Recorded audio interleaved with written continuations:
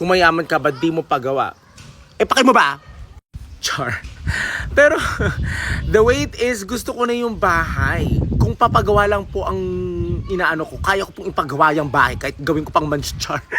Pero hindi po yun yung point ko. Maganda, the wait is, yung bahay na yun, siyempre binabalik-balikan ko po yan po yung nostalgia na nararamdaman ko pag nandun ako sa bahay na yun nung bata ako.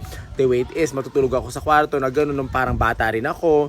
You know, wala akong pinalitan doon na iba. Siguro yung mga gamit lang na nasisira na kunyari yung mga putang inang aso.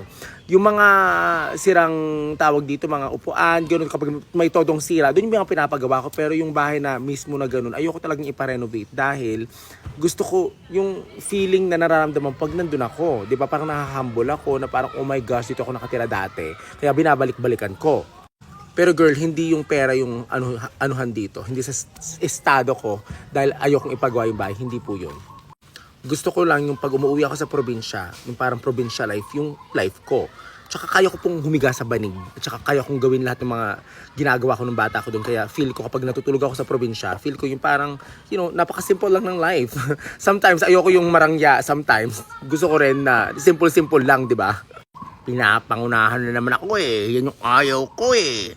Wait, before ako gumaw. One thing na kailangan nyo malaman, hindi lahat ng may malalaking bahay, mayaman. Hindi rin lahat ng may simpleng bahay or pangit na bahay katulad ng sinabi nyo sa bahay ko sa Tarlac, mahirap. Kaya, take note, don't judge a book by its cover.